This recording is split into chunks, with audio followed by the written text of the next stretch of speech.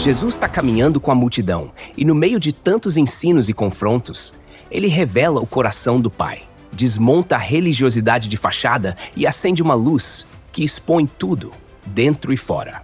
O capítulo 11 do Evangelho de Lucas é uma montanha-russa de oração, poder, confrontos e revelações profundas.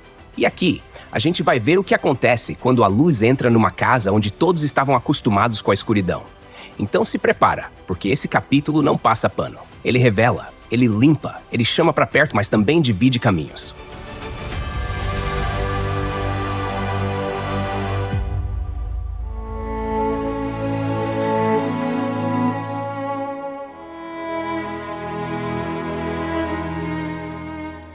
E aí, vem comigo nesse trecho aqui de Lucas capítulo 11, do versículo 1 ao versículo 4.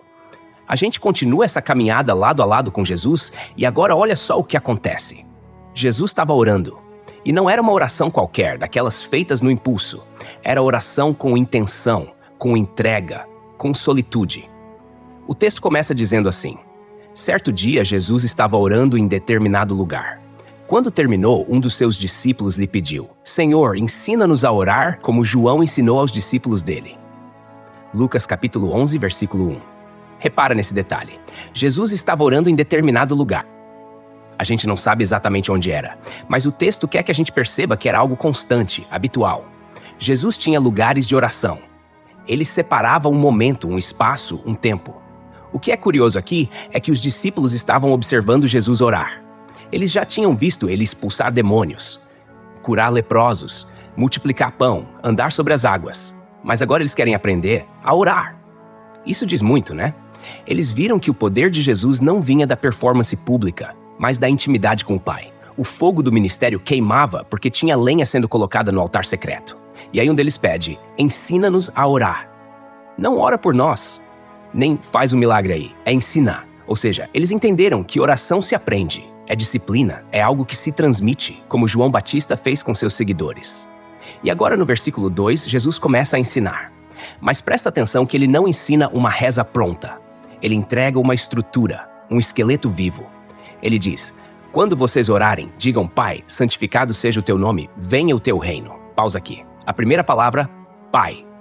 No aramaico que Jesus provavelmente usou ali, Abba, é algo íntimo, profundo, tipo paizinho. Mas não no sentido infantilizado, e sim de confiança, de segurança. Isso já quebra tudo, porque na tradição judaica o nome de Deus era sagrado demais até para ser pronunciado. E Jesus diz: chamem de Pai. Isso não é banalização, é aproximação. E olha a sequência: santificado seja o teu nome. Que o teu nome seja tratado como santo, separado, reverenciado. Então repara, ao mesmo tempo que Jesus chama Deus de Pai íntimo, também reconhece que ele é santo, transcendente. Intimidade sem reverência vira abuso. Reverência sem intimidade vira frieza. A oração já começa ajustando nosso coração. A Deus se chega com amor e temor. Depois, venha o teu reino. Essa é uma oração de alinhamento.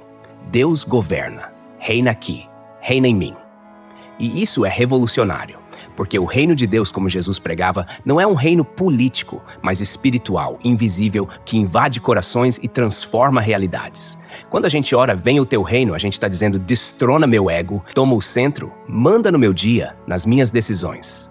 Agora no versículo 3, Jesus desce da glória para o pão. Ele continua: dá-nos cada dia o nosso pão cotidiano. Aí tem tanta coisa nesse versículo que dá para ficar horas. Primeiro, é cada dia, ou seja, é dependência diária. Não é oração de estoque, tipo me dá pão pro mês inteiro, mas pão para hoje. E isso ecoa o maná do deserto, lembra? Deus dava porções diárias e se guardasse mais, apodrecia. Então Jesus nos ensina a viver um dia de cada vez, confiando de que amanhã tem mais provisão. Depois, esse pão aqui não é só comida, é tudo que nos sustenta. Força, paz, saúde, ânimo, afeto. É a graça do dia. E a palavra cotidiano, no original grego, é uma das palavras mais intrigantes do Novo Testamento. Epiousios. Ela só aparece aqui e em Mateus capítulo 6, versículo 11. Alguns estudiosos sugerem que pode significar o pão necessário, o pão de amanhã, ou até mesmo o pão essencial. Então é mais do que material, é espiritual também. Jesus é o pão da vida, lembra? Como se dissesse: Senhor, me dá o que preciso hoje para não desfalecer. E aí o versículo 4 segue com mais um pedido: perdoa-nos os nossos pecados, pois também perdoamos a todos os que nos devem. e não nos deixes cair em tentação.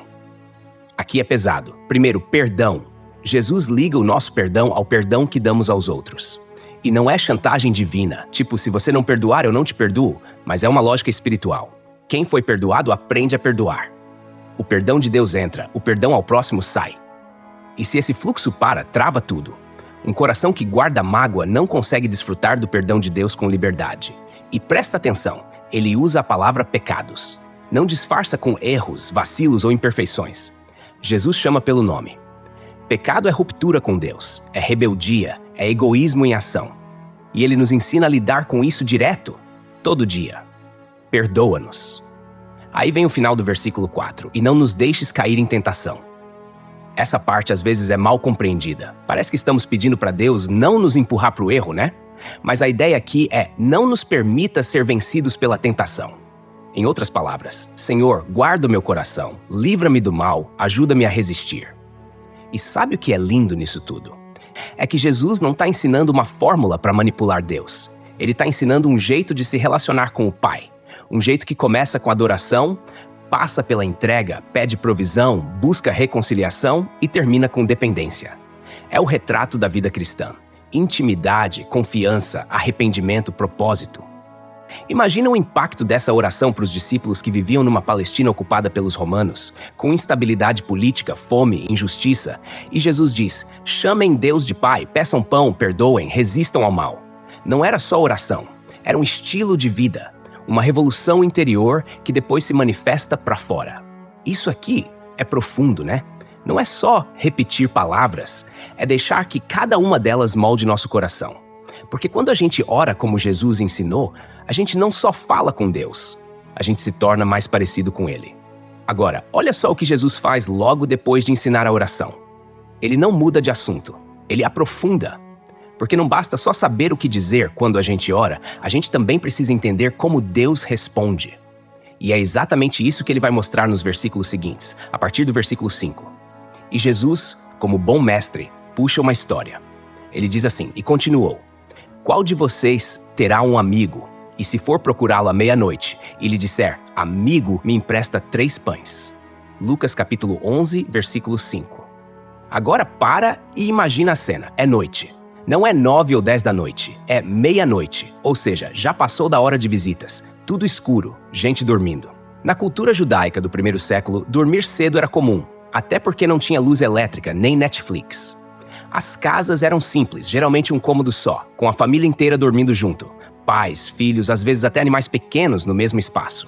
E aí, do nada, bate alguém na porta pedindo pão, mas não é pão para ele mesmo. No versículo 6, o sujeito explica o motivo, pois um amigo meu chegou de viagem e não tenho nada para lhe oferecer. Repara nisso aqui, o pedido é urgente, mas é altruísta. Ele não está pedindo para matar sua fome, está pedindo para servir o outro.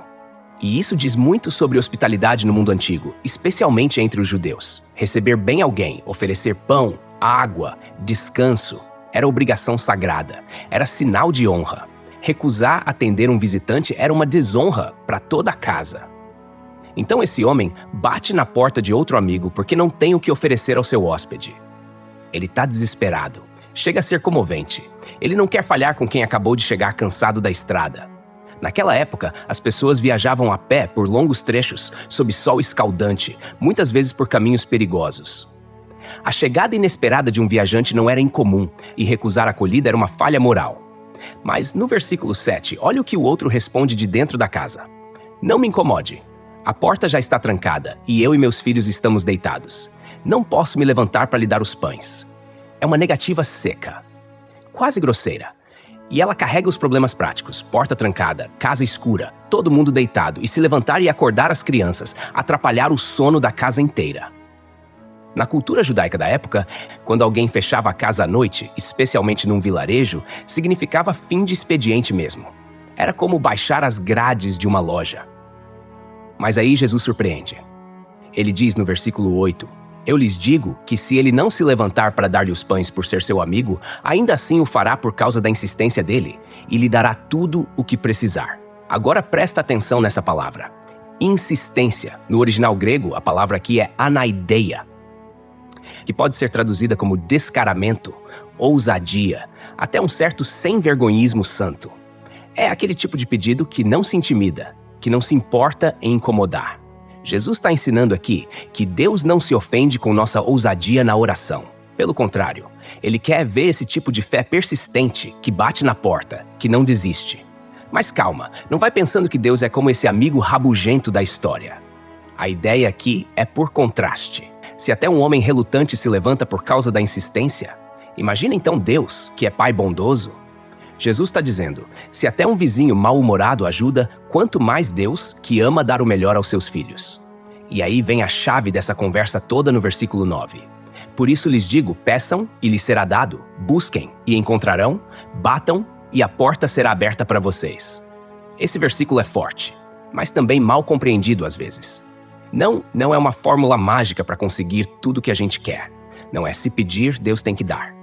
O que Jesus está mostrando aqui é a postura constante de quem ora. Pedir, buscar, bater. 3 verbos que apontam para movimento, para ação contínua. E no grego do texto original, os verbos estão no tempo presente do imperativo, que indica continuidade. Ou seja, continuem pedindo, continuem buscando, continuem batendo. Isso revela o caráter relacional da oração.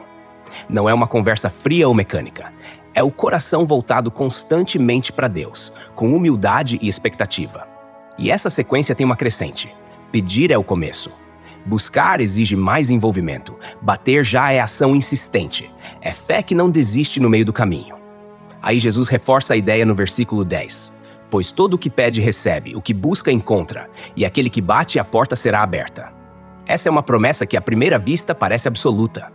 Mas Jesus está falando aqui dentro de um contexto, relacionamento com o Pai. E é o Pai que sabe como, quando e o que dar. O que Jesus está ensinando é que ninguém fica sem resposta quando busca sinceramente. Pode não vir do jeito que a gente quer, nem na hora que espera, mas Deus responde sempre. Mesmo quando é silêncio, até o silêncio dele é resposta, mesmo que a gente só entenda depois. E para deixar isso bem claro, Jesus faz outra comparação. Agora com pais terrenos. Olha só o versículo 11. Qual pai entre vocês, se o filho lhe pedir um peixe, em lugar disso lhe dará uma cobra? É provocativo, né? Imagina a cena. Um filho com fome pede peixe, que era comida comum na Galileia, e o pai entrega uma cobra? É absurdo, é até perigoso, seria cruel. Jesus está apelando para o instinto básico de qualquer pai responsável, dar o melhor para os filhos. Mesmo um pai imperfeito, limitado, cheio de falhas, ainda assim sabe dar coisas boas. E Jesus continua no versículo 12. Ou se pedir um ovo, lhe dará um escorpião? Outro contraste forte. O ovo era alimento simples e nutritivo. Já o escorpião era símbolo de veneno, dor, perigo. E aí vem o ápice da argumentação, no versículo 13. Se vocês, apesar de serem maus, sabem dar coisas boas aos seus filhos, quanto mais o Pai que está nos céus dará o Espírito Santo a quem o pedir. Esse versículo fecha essa parte com um brilho. Jesus reconhece que até o melhor dos pais terrenos é limitado, falho, marcado pelo pecado. Vocês, sendo maus, é uma frase forte. Mas mesmo assim, mesmo imperfeitos, ainda sabem cuidar dos filhos. Então, se é assim com gente limitada, imagina com o Deus eterno, santo, amoroso? Só que repara na diferença. Jesus não diz que o Pai vai dar coisas boas. Ele diz vai dar o Espírito Santo. Ou seja, o melhor presente não é um bem material, nem mesmo uma bênção visível. É a presença de Deus habitando em nós. É o próprio Espírito que consola, guia, capacita, transforma. Aqui fica claro que a oração não é sobre barganhar bênçãos, é sobre receber o maior dom possível, a própria presença de Deus em nós. O Espírito é a maior resposta de todas, o melhor pão, o verdadeiro pão cotidiano. É Ele que nos ajuda a perdoar, a vencer a tentação, a clamar Pai com convicção. Agora para e pensa comigo. Jesus está ensinando tudo isso depois de ser visto orando. Isso é lindo demais, porque não é só teoria. Ele vivia o que ensinava. Ele sabia o valor da oração, ele sabia o que era ser atendido, mas também o que era ouvir não, como lá no Getsemane. E mesmo assim, orava com entrega, com confiança, com coragem. O que ele quer ensinar aqui, no fundo, é que orar é mais do que pedir. É confiar que o Pai sabe dar o melhor, mesmo quando a gente não entende. É se achegar com ousadia, sem medo de incomodar. É saber que tem um Deus que não dorme, não se irrita, não fecha a porta. E mais, que tem prazer em responder. Logo depois desse ensino tão profundo sobre a oração e o coração do Pai, o Evangelho de Lucas, capítulo 11, no versículo 14, vira a chave e nos leva para uma cena intensa. O texto diz assim: Jesus estava expulsando um demônio que era mudo. Quando o demônio saiu, o mudo falou e a multidão ficou admirada. Olha só que coisa. Um homem possuído por um espírito maligno que o impedia de falar. Não era só um problema físico ou neurológico, era uma opressão espiritual concreta, reconhecida pelas pessoas daquela época, especialmente numa cultura judaica em que doenças e distúrbios muitas vezes eram interpretados sob uma ótica espiritual. Agora vale dizer, nem toda enfermidade era considerada resultado direto de possessão. Mas aqui, o texto é claro, era um demônio que causava mudez. E aí vem Jesus. Ele não trata com remédio, nem com argumento, nem com técnica médica. Ele vai direto na causa espiritual e expulsa o demônio. O texto não diz que ele fez um show, que gritou ou fez escândalo. Só diz, Jesus estava expulsando. Ou seja, era algo comum, constante no ministério dele. E quando o demônio saiu, aquele homem passou a falar. Imagina só a cena. Aquele que talvez há anos não emitia um som, de repente abre a boca. O impacto disso é tremendo, principalmente numa sociedade onde a fala representava dignidade, comunicação e identidade. A reação da multidão ficou admirada. E não é para menos. Mas o que acontece no versículo 15 já mostra como, mesmo diante de um milagre evidente, sempre tem quem duvide. O texto diz, mas alguns deles disseram, é por Belzebu, o príncipe dos demônios, que ele expulsa os demônios. Agora aqui entra uma acusação gravíssima. Eles não negam o milagre. Isso já é significativo.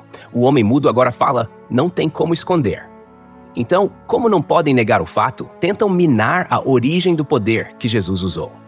Dizem que ele agiu por Belzebu, nome que, segundo os estudiosos da época, era usado como sinônimo de Satanás, o chefe dos espíritos malignos. O nome deriva de uma adaptação do deus filisteu Baal-Zebub, que significa Senhor das Moscas, e era tratado com escárnio pelos judeus. Acusar Jesus de agir por Belzebu era, em essência, chamá-lo de servo de Satanás. Isso é um nível profundo de cegueira espiritual. E o mais irônico, justamente os que faziam essa acusação eram homens religiosos, estudiosos da lei, gente que sabia as escrituras, mas não reconhecia o Messias bem diante dos olhos. No versículo 16, a tensão aumenta. Outros o punham à prova, pedindo-lhe um sinal do céu. Ou seja, além de difamar, ainda testam Jesus, exigindo mais provas. Como se o milagre diante deles, um homem sendo liberto e voltando a falar, não fosse suficiente. Pedir sinal do céu. Aqui remete àqueles que no Antigo Testamento queriam uma manifestação celestial visível, tipo fogo descendo, trovão, voz audível, algo incontestável. Mas repara, a incredulidade não tem limite. Mesmo que chovesse fogo ali, ainda iriam duvidar. Isso mostra que o problema não era falta de prova, mas de coração disposto a crer. E aí, no versículo 17, Jesus responde com sabedoria e precisão. Jesus, conhecendo seus pensamentos, disse-lhes, todo reino dividido contra si mesmo será arruinado, e uma casa dividida contra si mesma cairá. Primeiro detalhe aqui, Jesus conhecia os pensamentos deles. Isso já é sinal da sua divindade. Não era só percepção humana, mas discernimento sobrenatural. E aí, ele rebate a acusação com lógica. Se Satanás está expulsando o demônio, ele está lutando contra si mesmo. Um reino dividido assim não se sustenta. Era uma afirmação tão óbvia que até os mais críticos precisavam engolir seco. Em termos práticos, é como dizer, você já viu um exército atirar contra o próprio batalhão? Jesus usa uma ilustração doméstica. Uma casa dividida, uma família em guerra interna, desaba. Ele está dizendo, se eu estou expulsando demônios pelo poder de Satanás, então o próprio inferno está em guerra civil. O que é um absurdo? No versículo 18, ele continua o raciocínio. Se Satanás está dividido contra si mesmo, como o seu reino subsistirá? Digo isso porque vocês estão dizendo que é por Belzebu que eu expulso demônios. Jesus não só desmonta o argumento deles, mas revela a incoerência. Se vocês dizem que estou com Satanás, então o reino das trevas já entrou em colapso. A lógica é imbatível, e Jesus mostra que aquela acusação não fazia o menor sentido até dentro da visão deles. É como se dissesse, pensem melhor. Se isso fosse verdade, o inimigo estaria destruindo o próprio império. E agora, no versículo 19, Jesus vira o jogo de vez. Se eu expulso demônios por Belzebu, por quem os expulsam os filhos de vocês? Por isso, eles mesmos serão juízes sobre vocês. Aqui, Jesus faz referência aos próprios exorcistas judeus que existiam na época. Havia grupos de líderes religiosos que tentavam, de maneira ritualística, expulsar espíritos, com orações, amuletos e fórmulas tiradas das tradições antigas. E esses líderes eram respeitados pelo povo. Então Jesus diz: se vocês dizem que eu faço isso por Belzebu e os filhos de vocês fazem a mesma coisa, vocês estão sendo hipócritas. Em outras palavras, se o meu poder é demoníaco, o deles também seria. E aí, como vocês explicam isso? E aí, no versículo 20, Jesus dá o golpe final de sabedoria. Mas se é pelo dedo de Deus que eu expulso demônios, então o reino de Deus já chegou a vocês. Agora presta atenção nessa expressão, o dedo de Deus. Ela não está aqui por acaso. Ela ecoa diretamente Êxodo capítulo 8, versículo 19, quando os magos do Egito, tentando imitar os milagres de Moisés, chegam num ponto em que dizem: isto é o dedo de Deus. Ou seja, até os feiticeiros de Faraó reconheceram quando um milagre era autenticamente divino. Jesus está dizendo: se é o dedo de Deus agindo aqui, então não é só um milagre, é um sinal da chegada do reino. O dedo de Deus é também uma forma de falar do poder direto, imediato e incontestável de Deus. Não é uma força anônima, não é uma mágica, não é um ritual, é o próprio Deus agindo na história. E se isso está acontecendo, como acabaram de ver, então o reino já se manifestou. Ou seja, vocês estão diante do rei e nem perceberam. A implicação é gigantesca. O reino não é mais uma promessa distante. Ele já está presente em ação, invadindo territórios, libertando cativos, restaurando vozes. E isso muda tudo. Porque quando o reino chega, as trevas recuam, os muros caem, o silêncio vira louvor e os mudos começam a profetizar. Jesus segue firme e agora ele amplia ainda mais o entendimento. Ele quer deixar claro o que de fato está acontecendo no mundo invisível. A guerra não é contra carne nem sangue, como mais tarde seria explicado em Efésios capítulo 6, versículo 12, mas contra forças espirituais. E no versículo 21 de Lucas capítulo 11, ele diz assim: quando um homem forte, bem armado, guarda sua casa, os seus bens estão seguros. Vamos devagar aqui. Jesus está usando uma metáfora. Esse homem forte representa Satanás. É isso mesmo. O inimigo aqui aparece como um guardião armado de uma casa. Não qualquer casa, mas aquela que representa vidas dominadas, almas cativas, mentes aprisionadas. E repara, ele está bem armado, ou seja, não é fraco e sabe o que faz. Ele sabe manter as pessoas amarradas por mentiras, vícios, opressões, medos, culpas. Enquanto ninguém mais forte chega, os bens ficam seguros. Isso quer dizer, quem está em domínio de Satanás permanece ali até que alguém com maior autoridade venha e quebre essas correntes. Jesus está mostrando que o mal sabe se proteger, sabe organizar sua resistência. E se ninguém o enfrenta, a casa fica assim mesmo, ocupada, dominada em silêncio. Mas olha o que Jesus fala no versículo 22. Mas quando alguém mais forte o ataca e o vence, tira-lhe a armadura em que confiava e reparte os despojos. Aí sim, quem é esse mais forte? Jesus mesmo. Ele não só é mais forte, ele é soberano. Aqui a gente vê uma descrição vívida do que acontece na libertação espiritual. Jesus chega, ataca, vence, desarma e redistribui o que antes era posse do inimigo.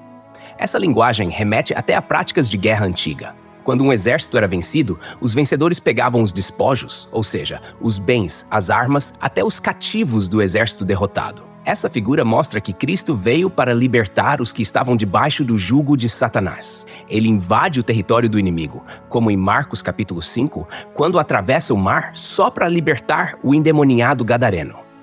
Jesus não tem medo de entrar na casa do valente, porque ele é o mais valente. E quando ele entra, ninguém consegue resistir. No versículo 23, Jesus fala uma frase que corta como faca afiada. Quem não está comigo está contra mim, e quem comigo não ajunta espalha. Aqui não tem espaço para neutralidade. Jesus está dizendo, ou você está do lado dele ou contra ele. Não existe meio termo, nem cristão em cima do muro. Essa afirmação põe por terra aquela ideia de que dá para seguir Jesus de forma morna, indiferente, sem compromisso. E essa segunda parte, quem comigo não ajunta espalha, é ainda mais profunda. Porque o verbo ajuntar aqui carrega o sentido de trabalhar junto, como quem colhe no campo. Ou seja, quem não colabora com o reino, mesmo sem perceber, atrapalha. Não é só quem persegue está contra Cristo. É também quem se omite, quem se cala, quem assiste de longe. Jesus mostra que é uma convocação. Ou estamos com ele, ou estamos servindo, sem querer, a outra causa. Agora, a partir do versículo 24, Jesus muda o tom e aprofunda numa explicação espiritual seríssima. Ele diz: quando um espírito impuro sai de uma pessoa, passa por lugares áridos procurando descanso e, não o encontrando, diz: voltarei para a casa de onde saí. Esse versículo parece até enigmático para quem lê rápido, mas se a gente mergulhar, percebe o peso. Jesus está explicando o que acontece no mundo espiritual depois que alguém é liberto de um espírito imundo. O espírito sai, ou seja, é expulso, mas ele não se dissolve no ar. Ele permanece vagando.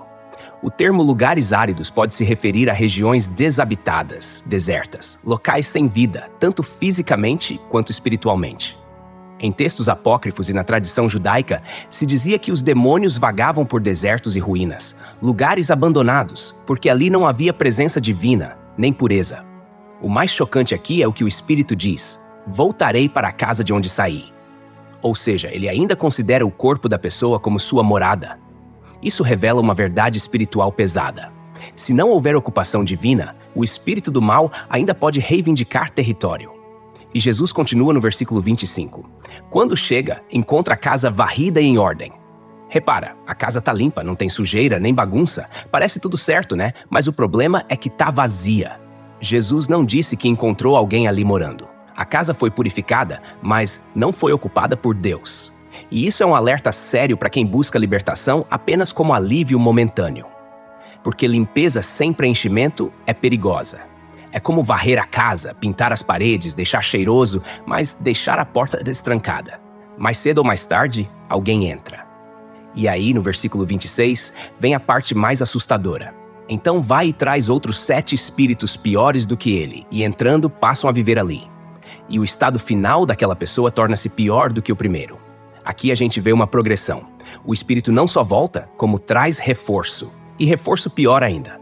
7 é número de plenitude. Ou seja, a ideia é que a opressão se multiplica, se aprofunda, se intensifica. E o resultado? O estado final da pessoa é pior do que antes. Isso mostra que a libertação sem conversão, sem novo nascimento, não se sustenta. É por isso que Jesus oferece não só libertação, mas o Espírito Santo, como disse no versículo 13. O vazio só se mantém vazio até que algo ou alguém o preencha. E justo depois dessa fala, no versículo 27, o texto diz que, enquanto Jesus dizia essas coisas, uma mulher no meio da multidão exclamou: feliz é a mulher que te deu à luz e te amamentou. Olha que interessante. No meio desse discurso denso, uma mulher grita algo espontâneo. Era comum, no pensamento judaico, considerar a mãe de um grande homem como honrada. Era como dizer: sua mãe é abençoada por ter tido você.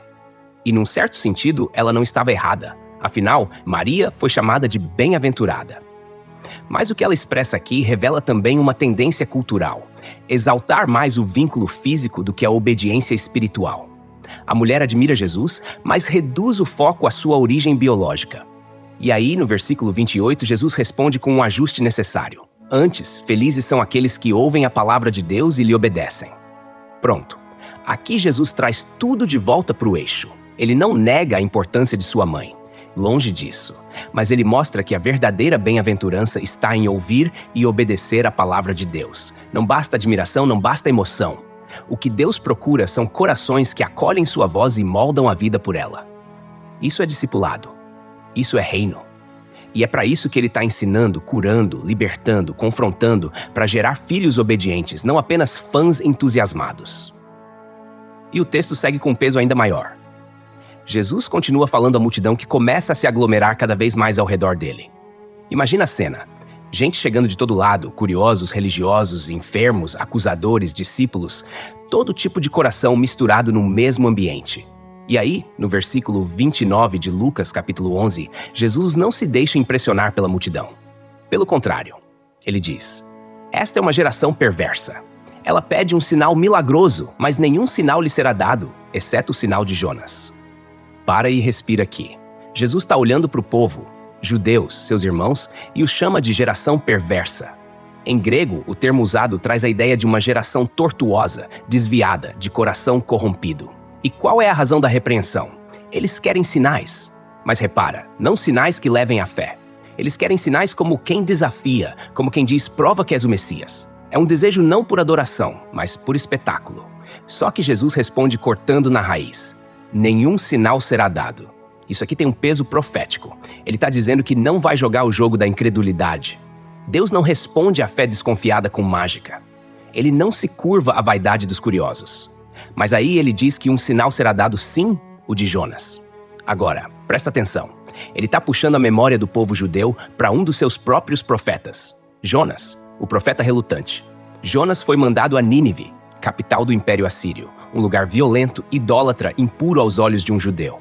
E quando Jonas tentou fugir, acabou engolido por um grande peixe e passou 3 dias e 3 noites dentro do ventre do animal, antes de ser lançado de volta à terra e cumprir sua missão. Esse é o sinal.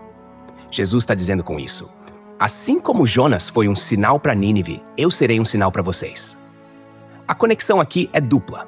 Primeiro, os 3 dias no ventre do peixe apontam profeticamente para os 3 dias que Jesus passaria no sepulcro.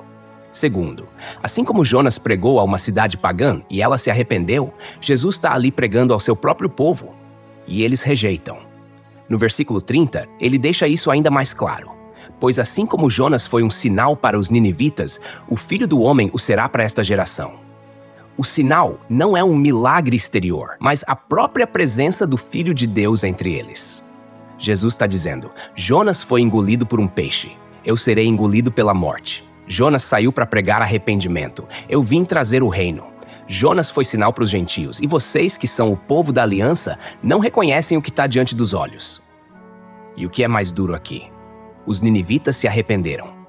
E esse contraste aparece forte nos versículos seguintes. No versículo 31, Jesus declara: a rainha do sul se levantará no julgamento com os homens desta geração e os condenará, pois ela veio dos confins da terra para ouvir a sabedoria de Salomão, e agora está aqui quem é maior do que Salomão. Agora, isso aqui é pancada para quem conhecia a história bíblica.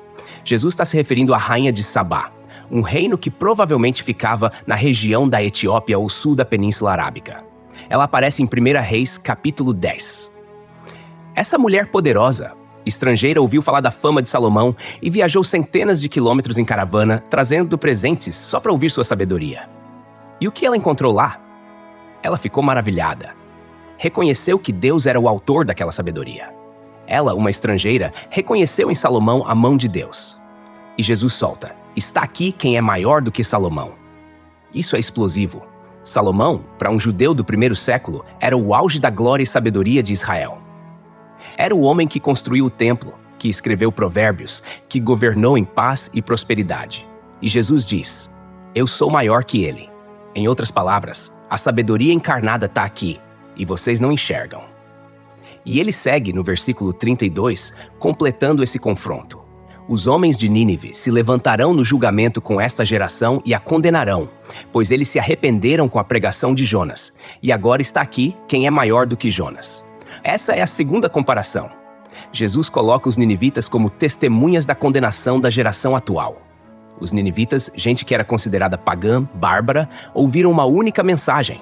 E uma mensagem pregada a contragosto, diga-se de passagem, por um profeta que nem queria estar lá. E se quebrantaram, jejuaram, vestiram-se de pano de saco, choraram diante de Deus. E o juízo foi adiado.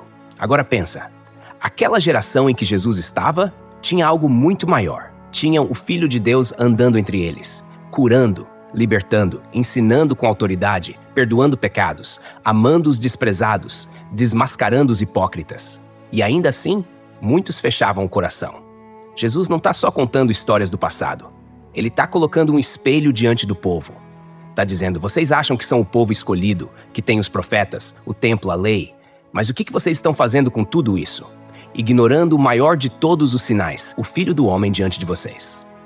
Esse tipo de fala mexe lá dentro. Jesus não quer só alertar, ele está chamando ao arrependimento.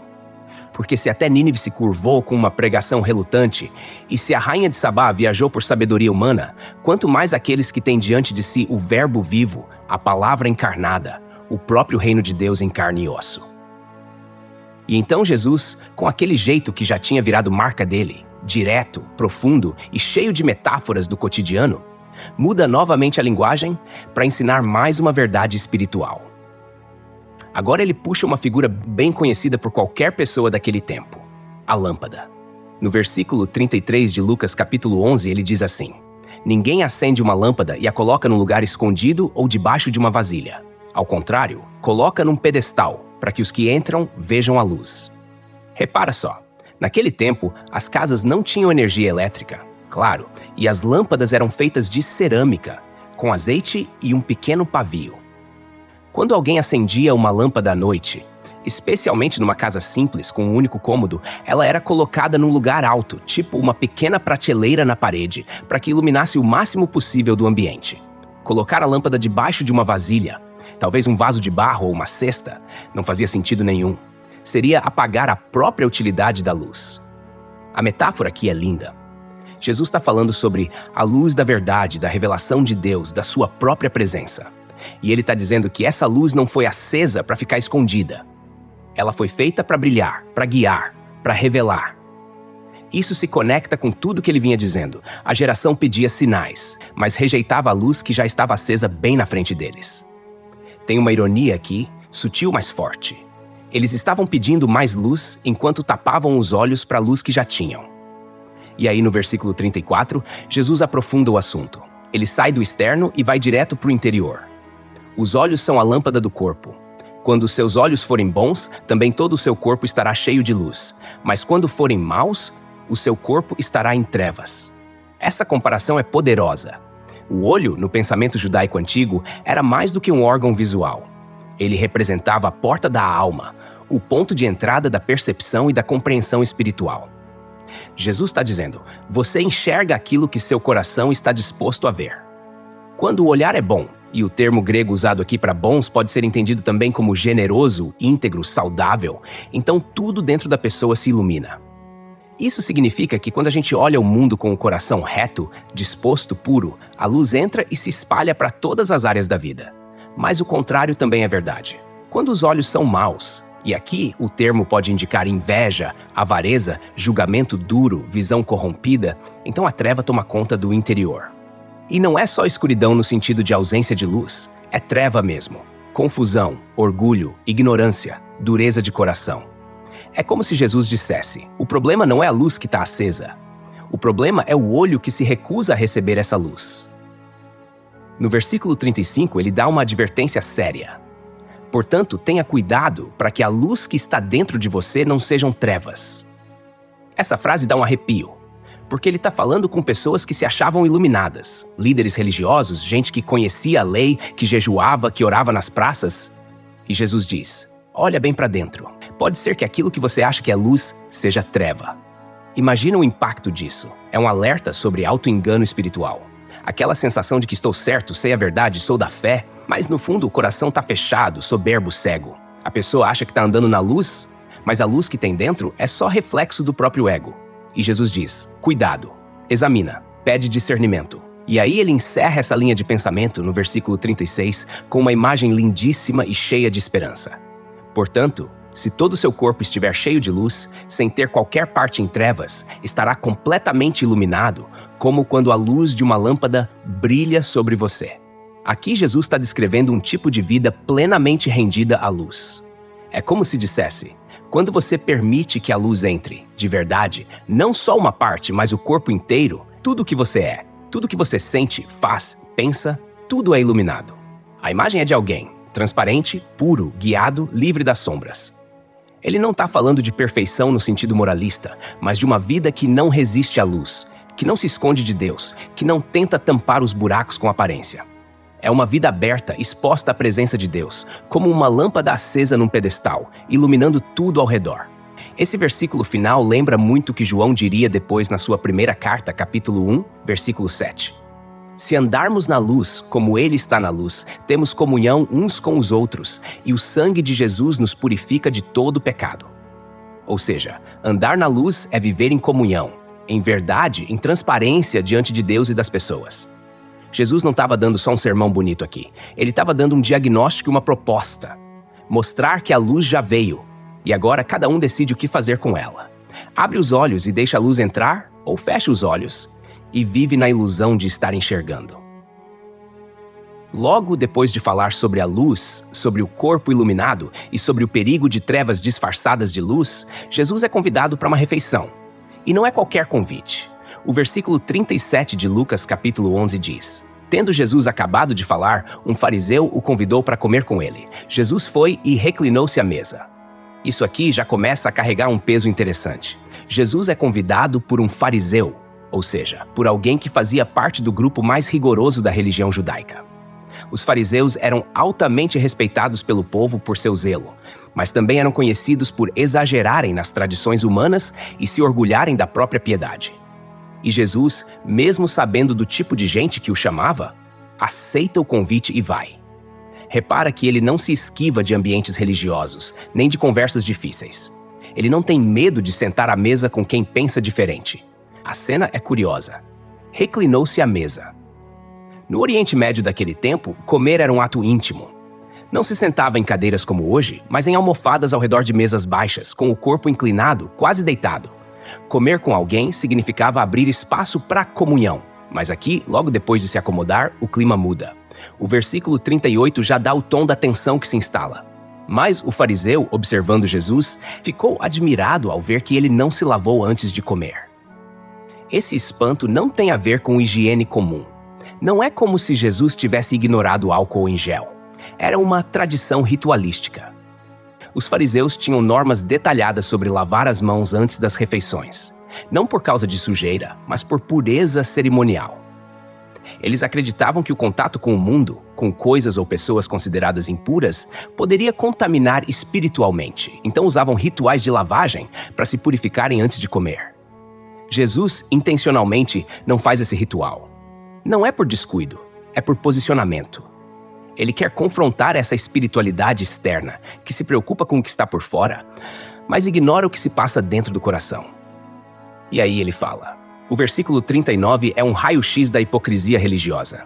Então o Senhor lhe disse: Vocês, fariseus, limpam o exterior do copo e do prato, mas por dentro estão cheios de ganância e maldade. Essa imagem é fortíssima. É como se Jesus dissesse: Vocês estão preocupados com a casca, mas o conteúdo está podre. E não é uma crítica leviana. Ele toca em dois pecados ocultos: ganância e maldade.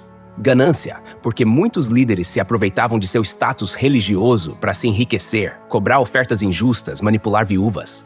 Maldade, porque muitos disfarçavam ódio com falsa piedade, perseguiam profetas, tramavam contra os justos. Jesus está mostrando que o problema deles não é o que deixam de fazer, mas o que escondem fazendo. A aparência de santidade servia para maquiar um coração sujo. E aí, no versículo 40, ele aumenta o tom. Insensatos! Quem fez o exterior não fez também o interior. Aqui tem ironia e verdade. Jesus chama de insensatos aqueles que se consideravam sábios. É como se dissesse: Vocês acham que enganam a Deus? O mesmo Criador que moldou o corpo também conhece a alma. Vocês acham que ele se importa mais com a mão lavada do que com o coração? Essa pergunta retórica coloca tudo no lugar certo. Deus olha para o interior. Sempre olhou. Desde os dias de Samuel, quando o Senhor disse que não vê como o homem vê. 1 Samuel capítulo 16, versículo 7, ele examina o coração. E então, no versículo 41, Jesus oferece uma chave de correção. Mas deem o que está dentro como esmola e assim tudo lhe será limpo. Esse versículo é profundamente espiritual. A ideia aqui é de dar de si, não só do bolso.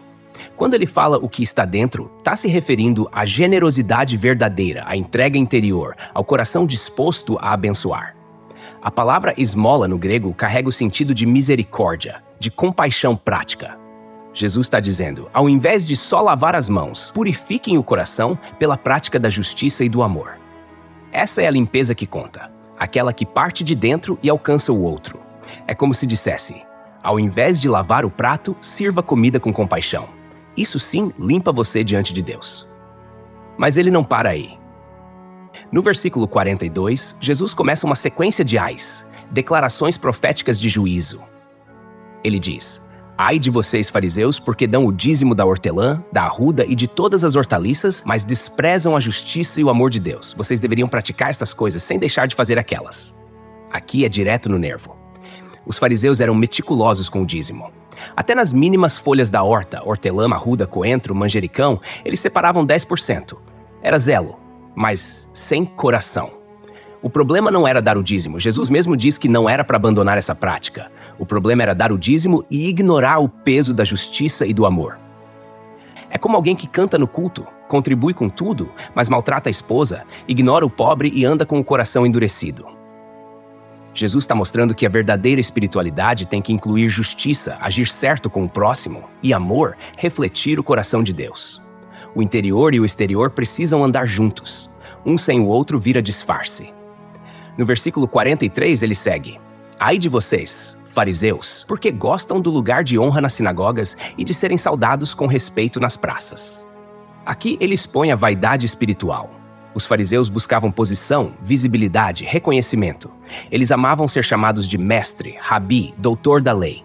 Na sinagoga, disputavam os primeiros assentos, que ficavam de frente para a congregação, para que todos vissem sua presença. E nas praças, se sentiam lisonjeados quando eram cumprimentados com reverência. Mas Jesus vê tudo isso como vazio. Porque quando a religião vira palco, o coração vira bastidor de vaidade. E quando a honra dos homens se torna o objetivo, a glória de Deus é ofuscada. E então no versículo 44, Jesus solta uma das comparações mais chocantes até aqui. Ai de vocês, porque são como túmulos que não se veem, as pessoas andam por cima deles sem saber. Essa metáfora é pesada. No mundo judaico, tocar num túmulo tornava a pessoa ritualmente impura por 7 dias, conforme Números capítulo 19, versículo 16. Por isso, os túmulos costumavam ser pintados com cal branca para que ninguém os tocasse por engano. Mas Jesus diz que os fariseus são como túmulos escondidos, aparentemente inofensivos, mas contaminando os outros sem que percebam. Essa é a essência da religiosidade hipócrita. Ao invés de conduzir a vida, espalha morte invisível. Ao invés de curar, contamina. Ao invés de revelar Deus, encobre. Jesus está dizendo: vocês se acham guias espirituais, mas são como sepulcros sem placa. Quem anda com vocês sai impuro. E aí, no versículo 45, um dos mestres da lei, que também estavam na mesa, se sente atingido. O texto diz: um dos mestres da lei lhe respondeu: Mestre, dizendo essas coisas, insultas também a nós. É quase irônico. O homem se sentiu ofendido, não porque entendeu o alerta, mas porque sentiu que Jesus passou dos limites. E Jesus não recua. No versículo 46, ele dispara: Ai de vocês também, mestres da lei, porque colocam fardos pesados sobre os ombros dos homens, mas vocês mesmos não levantam um dedo para ajudá-los. Pronto, agora é para todos. Jesus está dizendo: vocês criaram um sistema religioso impossível de cumprir, amontoaram regras, tradições, exigências, mas não ajudam ninguém a carregar esse peso. É como um médico que aponta a doença, mas recusa o remédio. Um líder que mostra a culpa, mas não oferece graça. Esses mestres conheciam a lei de Moisés de cor, comentavam textos dos rabinos, citavam tradições, mas não amavam o povo. Não caminhavam com eles. Não se importavam com suas lutas. Era religiosidade de gabinete, fria, arrogante. Eles exigiam santidade, mas não ensinavam misericórdia. Jesus mostra aqui que o fardo mais pesado que alguém pode carregar é o da culpa sem perdão, da exigência sem graça, da lei sem coração. E é exatamente isso que os mestres da lei estavam impondo. E aí Jesus segue sem freio, sem amenizar. Ele vai fundo onde ninguém mais ousava tocar. No versículo 47 de Lucas capítulo 11, ele continua dizendo: Ai de vocês, porque edificam os túmulos dos profetas que os seus antepassados mataram. Aqui Jesus revela uma hipocrisia histórica e cultural muito enraizada. Aqueles líderes religiosos construíam monumentos bonitos, túmulos bem decorados em homenagem aos profetas do passado, Isaías, Jeremias, Ezequiel, entre tantos outros. Mas não honravam o espírito desses profetas, apenas a memória. Edificavam os túmulos como quem diz: olha como valorizamos os homens de Deus. Mas na prática, tinham o mesmo coração assassino dos seus antepassados. Eram capazes de idolatrar os ossos enquanto desprezavam as palavras. O contraste aqui é terrível. Eles cuidam da lápide, mas matam a mensagem. Honram o profeta morto, mas perseguem os vivos. O gesto externo parece reverente, mas por dentro é rebelião disfarçada de devoção. E Jesus desmascara isso. E no versículo seguinte, 48, ele dá o veredito: assim vocês dão testemunho de que aprovam o que os seus antepassados fizeram. Eles mataram os profetas e vocês edificam os túmulos deles. Isso aqui é de gelar. Jesus está dizendo: vocês acham que são diferentes? Nada disso. Vocês estão continuando a mesma história de rejeição à palavra de Deus. A construção dos túmulos não é um ato de arrependimento, mas uma forma disfarçada de se alinhar à tradição de rejeição profética. Eles não matavam com pedras ou espadas, mas com indiferença, com manipulação, com controle religioso. E isso tem um peso histórico real. Os profetas foram de fato perseguidos em Israel. Elias foi caçado, Miqueias foi espancado, Jeremias foi preso, Zacarias foi assassinado no templo. Isaías, segundo a tradição judaica, foi cerrado ao meio. O povo escolhido tantas vezes rejeitou os mensageiros do próprio Deus. E agora, os líderes religiosos do tempo de Jesus estavam repetindo o ciclo com outra roupagem. Aí no versículo 49, Jesus fala algo ainda mais profundo e profético. Por isso Deus, em sua sabedoria, disse: Eu lhes mandarei profetas e apóstolos, dos quais matarão alguns e perseguirão outros. Repara no que está sendo revelado aqui. Jesus diz que Deus sabia que seria assim. Não foi acidente, não foi surpresa. Desde o princípio, Deus já havia determinado que os profetas seriam enviados e também sabia que muitos seriam rejeitados. Esse é o peso da revelação. A rejeição dos mensageiros faz parte da história da redenção. A cruz, por exemplo, não foi um erro trágico, mas parte do plano eterno. Aqui, ele já está prenunciando o que viria a acontecer com os apóstolos. Todos, exceto João, foram martirizados. Tiago foi morto por Herodes, Pedro crucificado de cabeça para baixo, Paulo decapitado, Estevão apedrejado, e tudo isso dentro de uma estrutura religiosa que dizia amar a Deus. Jesus mostra que essa perseguição não era só humana, era espiritual. Era a resistência constante do coração endurecido à voz do Espírito. E no versículo 50, ele diz com clareza: Por isso esta geração será considerada responsável pelo sangue de todos os profetas derramado desde o princípio do mundo. Essa afirmação é tremenda. Jesus está dizendo que a geração que rejeitava a ele, o Filho de Deus, estava prestes a carregar a culpa acumulada ao longo de toda a história profética. Por quê? Porque estavam rejeitando o próprio Verbo encarnado, o ápice da revelação, o Filho amado do Pai. Eles se colocaram na mesma trilha de sangue que começou com Abel, o primeiro justo assassinado, e continuou por todos os séculos. E agora, ao rejeitarem Jesus, completavam o cálice da rebeldia. No versículo 51, ele detalha ainda mais. Desde o sangue de Abel até o sangue de Zacarias, que foi morto entre o altar e o santuário. Sim, eu lhes digo, esta geração será responsabilizada por isso. Essa frase é carregada de simbolismo e história. Abel foi morto por Caim, seu próprio irmão, em Gênesis capítulo 4, o primeiro assassinato da Bíblia, que Jesus identifica como um assassinato de um justo. Já Zacarias, mencionado aqui, é provavelmente Zacarias, filho de Joiada, que foi apedrejado no pátio do templo por ordem do rei Joás, conforme registrado em 2 Crônicas capítulo 24, versículo 21. Agora olha que interessante. Na ordem dos livros da Bíblia hebraica, Gênesis é o primeiro e 2 Crônicas é o último. Então, quando Jesus diz desde Abel até Zacarias, ele está falando de toda a história das Escrituras, de ponta a ponta. E agora ele afirma: esta geração será responsabilizada. Por quê? Porque estavam prestes a matar o próprio Filho de Deus. Todos os assassinatos anteriores eram sombra do que estava por vir. O juízo estava se acumulando e se cumpriria com a destruição de Jerusalém no ano 70 d.C., pelas mãos dos romanos, quando o templo seria derrubado e milhares de judeus seriam mortos. Foi uma das maiores tragédias da história de Israel, e Jesus já havia previsto isso em outras passagens. Então, no versículo 52, Jesus solta mais um ai. Ai de vocês, especialistas na lei, porque tomaram a chave do conhecimento. Vocês mesmos não entraram e ainda impediram os que estavam entrando. Esse aqui é um golpe certeiro. Jesus acusa os mestres da lei de segurar a chave do conhecimento, mas não abrir a porta, nem deixar que outros entrem. Em outras palavras, impediam o povo de conhecer a verdade. A chave aqui representa o entendimento das Escrituras, o acesso à revelação de Deus. Mas ao invés de usar esse conhecimento para guiar o povo, eles o usavam para manipular, limitar, excluir. Eles tinham a Bíblia nas mãos, mas os olhos vendados. Eram doutores da lei, mas não conheciam o autor da lei. E o pior, faziam barreiras em vez de pontes. Ao invés de aproximar as pessoas de Deus, levantavam muros religiosos, criavam regras extras, interpretavam a palavra de forma dura, fria, sem misericórdia. E agora no versículo 53, a tensão explode. Quando Jesus saiu dali, os mestres da lei e os fariseus começaram a opor-se fortemente a ele e a interrogá-lo com muitas perguntas. O clima azedou de vez.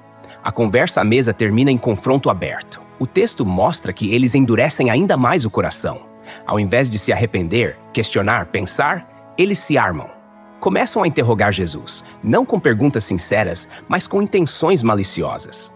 E o versículo 54 termina esse bloco com uma nota pesada. Armavam ciladas para apanhá-lo em algo que dissesse. Essa é a imagem final desse encontro. A armadilha. Eles não queriam mais ouvir. Queriam pegar Jesus em contradição. Procuravam uma brecha na fala, uma falha, uma frase mal interpretada, qualquer coisa que pudessem usar contra ele. Essa é a tragédia do coração religioso endurecido. Prefere silenciar o profeta do que se submeter à palavra. E foi exatamente isso que fizeram com todos os outros antes dele. E agora estavam decididos a fazer com o filho. E o capítulo encerra assim, com Jesus saindo daquela casa não em paz, mas cercado por olhares que não queriam salvação, queriam sangue. Os mesmos que liam Moisés, citavam os Salmos, recitavam Isaías, agora tramavam em silêncio, como serpentes escondidas na relva, esperando o momento certo para dar o bote. E pensa bem, isso não começou ali. Era o desenrolar de uma história antiga. Desde Abel até Zacarias. Desde o Éden até Jerusalém. Desde o primeiro altar até aquele jantar tenso na casa do fariseu. É como se toda a Bíblia estivesse convergindo para aquele momento. A luz estava ali, brilhando diante deles. Preferiram as trevas. Jesus entrou naquela casa como hóspede. Saiu como alvo. Sentou como mestre. Levantou como juiz. E no meio de tudo isso, ele deixou a porta aberta, a chave na mão e a lâmpada acesa. O capítulo 11 de Lucas é um espelho estendido diante de todo mundo que acha que anda certo, que sabe tudo, que cumpre rituais, mas esquece da justiça e do amor. É um alerta para quem se preocupa mais com a aparência da fé do que com o coração diante de Deus. É uma mão estendida, mas também uma palavra firme, que não contorna o erro, que não acaricia a vaidade religiosa. Jesus, ao ensinar a oração, não apenas mostrou palavras, mostrou caminho, mostrou postura, mostrou dependência e fé. E quando falava sobre luz e olhos bons, ele estava dizendo, deixa a luz entrar, não finge que enxerga, porque a pior cegueira é achar que vê.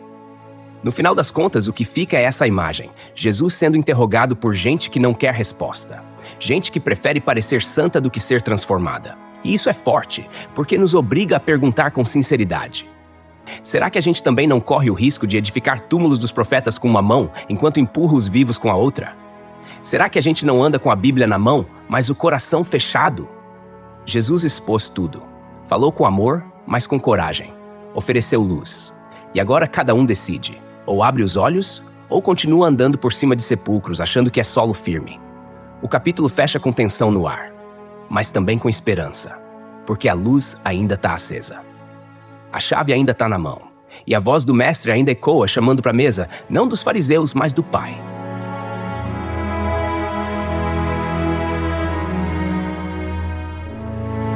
Texto e produção Douglas Vieira. Música por 50sounds.com. Faixa For a Reason. Voz por ChatGPT 4.0. Tipo Ember. Bibliografia. Comentários expositivos Hernandes Dias Lopes, editora Agnos. Comentário bíblico Matthew Henry, editora CPAD. Antigo e Novo Testamento interpretado versículo por versículo Russell Norman Champlin, editora Agnos. Charles Spurgeon, Os Tesouros de Davi, editora CPAD.